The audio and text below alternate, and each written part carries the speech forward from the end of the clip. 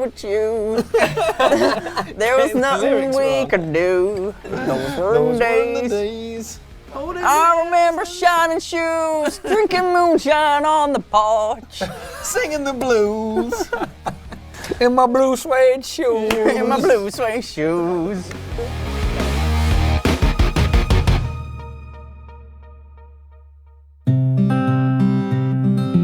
Okay, so those are the days. So after Wales, we went out to New York and LA to do some writing with some other people, just to experiment writing with some other songwriters. This was written in LA, and it was an idea I had. I was just trying to, I didn't have any idea. You know, when you go to a songwriting session, you want some ideas. I didn't have any, because we'd already done LA, we'd already written with James in Wales, so I was kind of like, I'd used up all my ideas, so I was trying to come up with ideas the night before. Scraping the barrel. Yeah, really scraping the barrel. Anyway, I came up with like the idea for the verse of this. We were so in love back then, those were the days. Those were the days of innocence, and we were so naive. You would lie down in the grass, all tangled up in me. She went in with a rough idea for a verse. Went into this, we were in LA with guys like Jack Black. Lindy Robbins. Lindy Robbins, I remember that, yeah, and someone King. He was like, reminded us of Tenacious D. Yeah, he's like exactly like Jack Black. He'd worked with Jack Black and he produced the Tenacious D album. And the studio was up at the top. In his house. In his house, yeah, and you looked over LA, it was amazing. Time was so much slower then, 7 turned to 17. And somewhere in the in-between, those were the days. Anyway, so we're in LA and we wrote this really nice like duet, like Lindy's great. Simon and Garfunkel kind of duet. It was me and Danny singing it. Yeah, I remember thinking Simon and Garfunkel. Yeah, it was really cool. It just felt like it was different to everything else we had. And it was kind of a ballad, but not like a kind of bubble wrap type ballad. It was kind of a nice, chilled, acoustic kind of song. And then it was one that we all really liked. And we got out to Texas and there was this other artist recording there. Yeah, you started like recording the vocals for it and it just wasn't feeling right because it was like a duet. I basically couldn't sing it. It was a duet for a guy and a girl as well, and it just felt weird you two singing it to each other. And Tony, the guy who owns the studio, came in, didn't he, and said, oh, we've got this other girl coming in from Mexico, she's recording, like you should meet. And yeah, we'd hung out with her a couple of times and we went into the studio she was recording and heard some of her stuff and she had a really cool voice. Yeah, and can you pronounce her name? Jimena. You would lie down in the grass, all tangled up in me. Always wasn't just a word, but something to believe. We had our entire lives to waste. Those were the days. Ooh, ooh. Those were the days. Ooh, ooh. So we kind of just said to her, we're terrible at that as well. We're terrible at asking other people if they... probably because when we have in the past, they've gone, no, thank you. Yeah. Don't want to be Are you releasing it? Are other people going to hear it? I don't want to be associated with your band, please. But she didn't know who Mcfly were. Yeah. She thought, oh, they're cool. They're a cool band. Little did she know. So we were like, oh, do you fancy coming and singing on this duet? There she is. Which was so cool of her because she kind of said yes and she hadn't heard the song. Those were the days. Ooh, ooh. Those were the days. Ooh, ooh.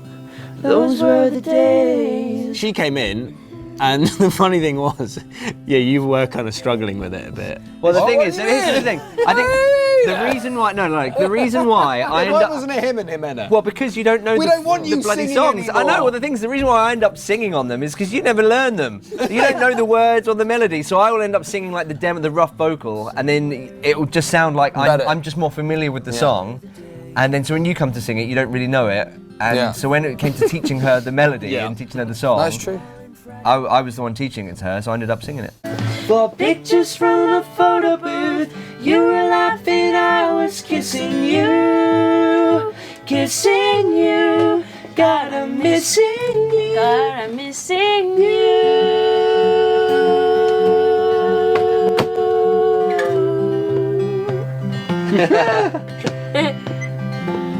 This was actually, I'd say, my favourite song from Sonic Ranch because it was just one of those... Just stop. Because you're not singing on it. Just one like that. Because it was one of those situations where you already had a great song, and then it just followed this kind of path where, you know, we asked her, she said yes, but you didn't know whether she was going to be any good at singing or whether she'd suit it. She didn't even know if she would like the song, but it just worked perfectly, and her voice, I think you would struggle to find a more perfect voice for that song. It was her recording it in the studio. We were all there, weren't we? When she wasn't in the vocal booth. She was just in the middle of the live room, wasn't she? Yeah, she had this effortless quality. It was just so perfect. It's a real kind of magic moment that it brought the song to life. Yeah, and I guess you kind of realised the song was so much better with a male and female voice. And then we went off and we were so inspired that we were like, we've got to make a music video for this, and so we went off into the desert and like shot a video of the two of you, and it was amazing. That all just happened in the space of like a day, and I can't wait for people to see that video as well, because it kind of...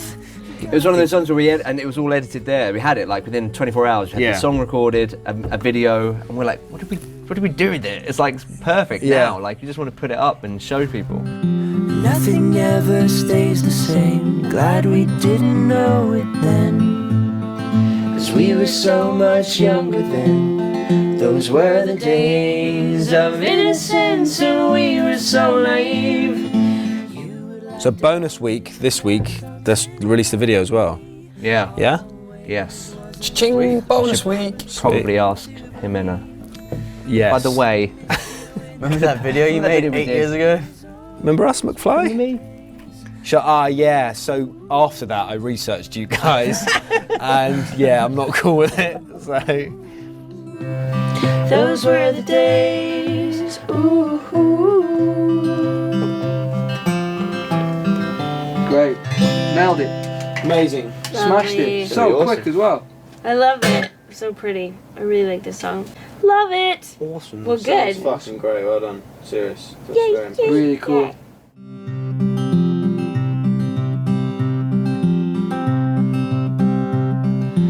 I remember playing games and wishing we were older then. We were so much younger then. Those were the days. I remember holding hands and thinking it would never end. We were so in love back then. Those were the days. Those were the days of innocence, and we were so naive.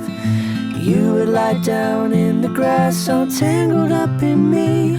Always wasn't just a word but something to believe. We had our entire lives to waste. Those were the days. Ooh, those were the days. Ooh.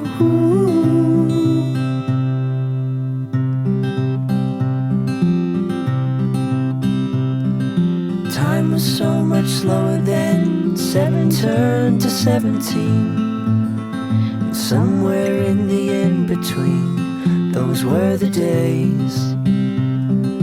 Back before we realized that hearts were small and fragile things. We said I do with jelly rings. Those were the days. Those were the days of innocence, and we were so naive. You would lie down in the grass all tangled up in me.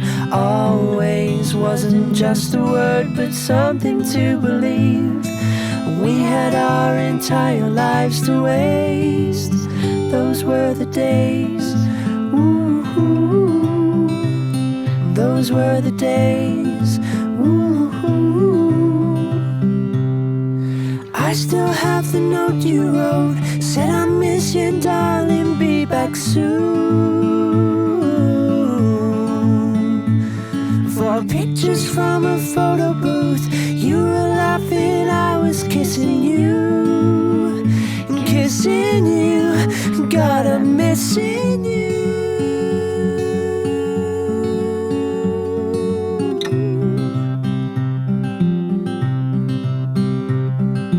Nothing ever stays the same. Glad we didn't know it then. 'Cause we were so much younger then. Those were the days of innocence and we were so naive. You would lie down in the grass all tangled up in me.